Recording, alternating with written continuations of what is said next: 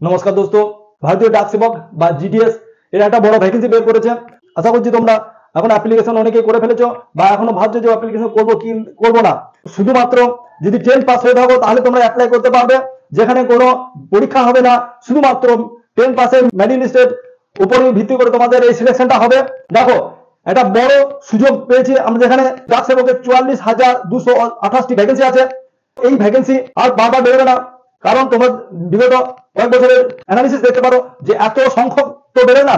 এই যে সুযোগটা হাতছাড়া করা যাবে না, সেটার জন্য আমি এই ভিডিওটা বানাচ্ছি। একটা বড় সংখ্যক পোস্ট, 44,000-এর বেশি পোস্ট, কিন্তু সেখানে অ্যাপ্লিকেশনটাও অনেক বড় হবে, যেখানে 1 কোটির বেশি অ্যাপ্লিকেশন হবে। তাই বুঝতে পারছো যে এই ভিড়ের মাঝখানে, এই মেলার মাঝখানে যে তোমাদের যে নিজের স্থায়িত্ব তোমাদের করে নিতে হবে। তাই এই ভিডিওটা অবশ্যই দেখো এবং শেষ পর্যন্ত দেখো।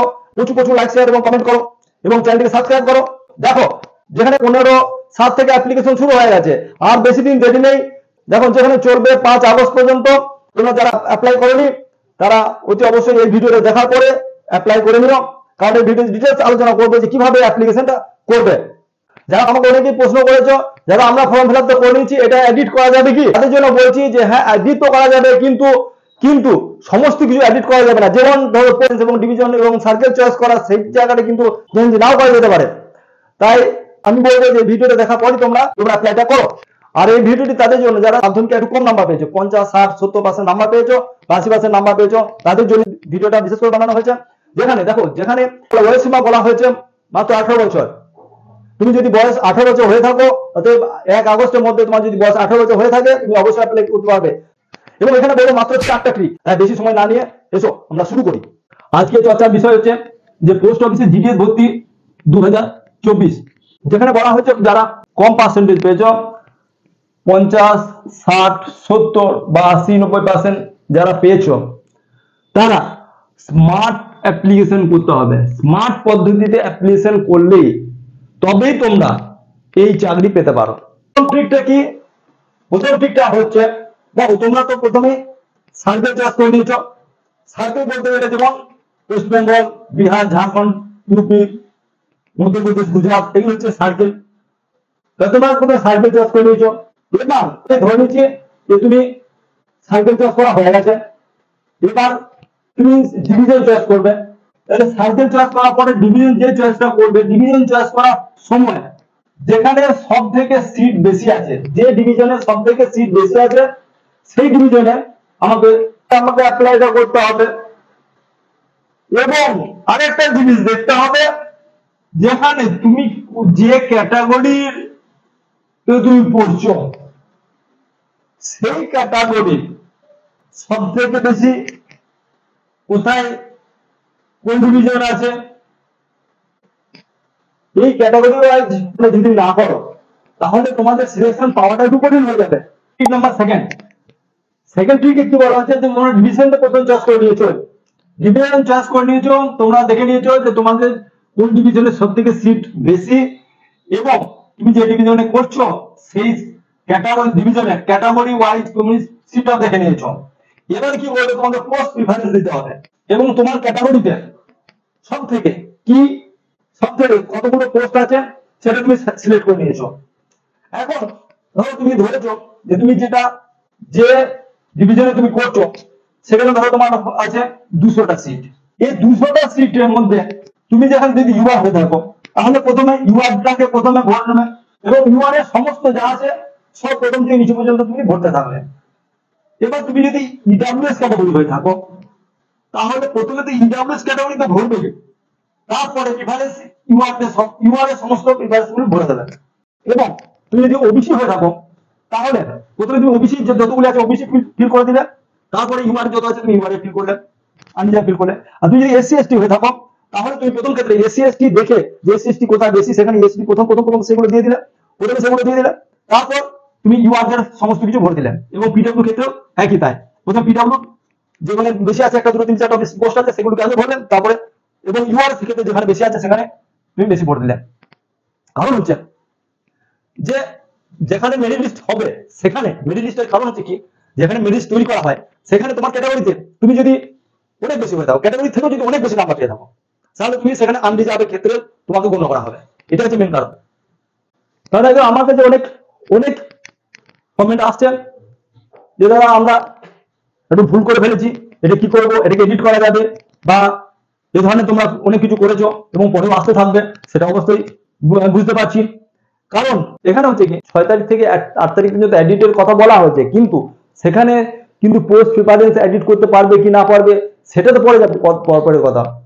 কিন্তু যেখানে নাম, বাবার নাম, ডেট অফ বার্থ এগুলো হয়তো চেঞ্জ করা যেতে পারে, কিন্তু তোমরা যে পোস্ট প্রিফারেন্স এই যে ভুল করে দিয়ে তুমি যদি এডিট না করতে পারো, সেক্ষেত্রে তাহলে তখন তোমাদের সবকিছু যে অ্যাপ্লিকেশন করেছো তাড়াতাড়ি করে সেটা সবকিছু বাতিল হয়ে যাবে, সেটা সব গেল জলে। এই জিনিসটা যাতে না হয় তার জন্য বলি যে আমরা ভিডিও দেখো, সম্পূর্ণ করে ভিডিও দেখো, ভিডিও দেখার পরে তোমরা অ্যাপ্লাইটা করো। 3 নম্বর ট্রিক যে ডিভিশন চয়েস করার পর, ডিভিশন তোমরা চয়েস করে নিয়েছো, সবকিছু করে নিয়েছো, অ্যাপ্লাই। এবারে কি করতে হবে, এবারে সবার আগে সেটা কি দেখতে হবে, এখানে পোস্টমাস্টার, অ্যাসিস্ট্যান্ট পোস্টমাস্টার এবং ডাক সেবক সবারই জন্য ভ্যাকেন্সি আছে। সবার আগে চয়েস করতে হবে ডাক সেবক, তারপর চয়েস করতে হবে অ্যাসিস্ট্যান্ট পোস্টমাস্টার, এবং সবার লাস্টে, একদম সবার লাস্টে চয়েস করতে হবে পোস্টমাস্টার। কারণ পোস্টমাস্টারের জন্য অনেক বেশি কাট অফ চায়। অনেকে ভাবছে যে তোমরা শুধু পোস্টমাস্টারই চয়েস করবে, যদি পোস্টমাস্টার চয়েস করো তাহলে পোস্টমাস্টারের জন্য কাট অফটা অনেক বেশি যাবে, এবং পোস্টমাস্টারের জন্য তাহলে তোমাদেরকে মাধ্যমিকে 99-100% মার্কস পেতে হবে। অনেক বন্ধুরা ভাবছে যে যা তাড়াতাড়ি একটা করে দিলেই হচ্ছে, পরে তো এডিট করার সময় পাবো, 6 তারিখ থেকে 8 তারিখ পর্যন্ত এডিট করার সময় পাবো।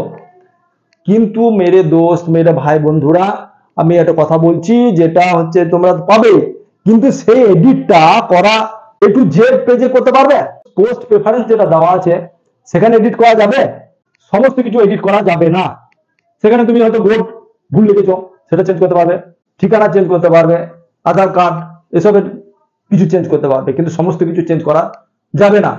তাই তোমাদের সমস্ত পোস্ট প্রেফারেন্স ভরতে হবে। এবং লাস্ট ট্রিক যেটা আসি সেটা হচ্ছে ডিভিশন চয়েস করে নেওয়ার পরে সেই ডিভিশনে বিও, এসও এবং হেড পোস্ট অফিস অনেক সারি আছে, তাহলে তোমাদেরকে দেখতে হবে যে সেই পোস্টের মধ্যে যেখানে গ্রামীণ ক্ষেত্র সেটাকে তোমাদেরকে আগে পোস্ট প্রেফারেন্স দিতে হবে। এটা একটা হচ্ছে চালাকি ট্রিক, আগে দিতে হবে গ্রামীণ ক্ষেত্র এবং পরে শহরী ক্ষেত্র দিতে হবে। কারণ সবাই তো শহরী ক্ষেত্রের দিকে যাবে না, কারণ যাতায়াতের সুবিধা বেশি, শহরের দিকে যাতায়াতের সুবিধা বেশি। কিন্তু আমাকে কি করতে হবে, আমরা কম নাম্বার পেয়েও আমরা এই চাকরিটা আমাদেরকে পেতে হবে। পরে ডিভিশন চেঞ্জ করা যাবে, সার্কেল চেঞ্জ করা যাবে, সবই চেঞ্জ করা যাবে। প্রথম সিলেকশনটা আমাদের সব থেকে যেখানে কাট অফ কম সেখানে আমাদেরকে ভরতে হবে।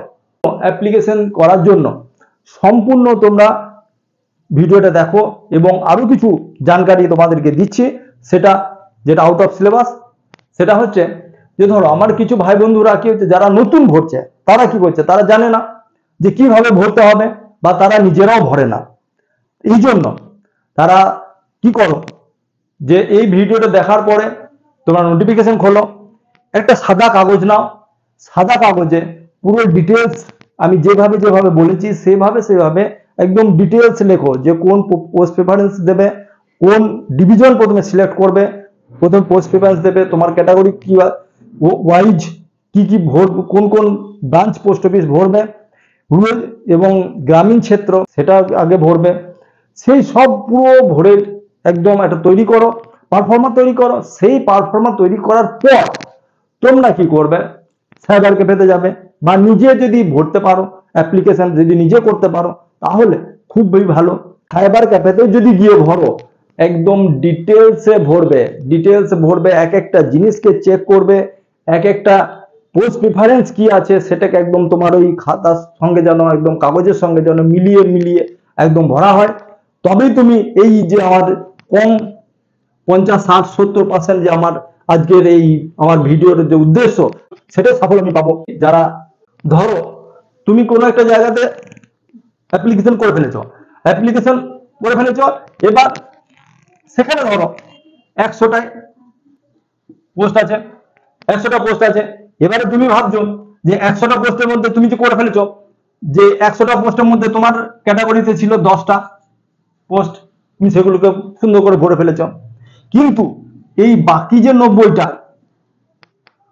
পোস্টের জন্য এখনো বেঁচে আছে, তাহলে সেগুলি কি হবে? সেগুলি থেকে তুমি তো বাদ পড়ে যাচ্ছ। তাই খুব ভালো করে ভিডিওটিকে দেখে শুনে এবং তারপর আমাকে কমেন্ট করো, যেখানে অসুবিধা হবে সেখানে আমাকে কমেন্ট করো, আমি তো অ্যান্সার দিচ্ছি অবশ্যই। জয় হিন্দ, জয় ভারত।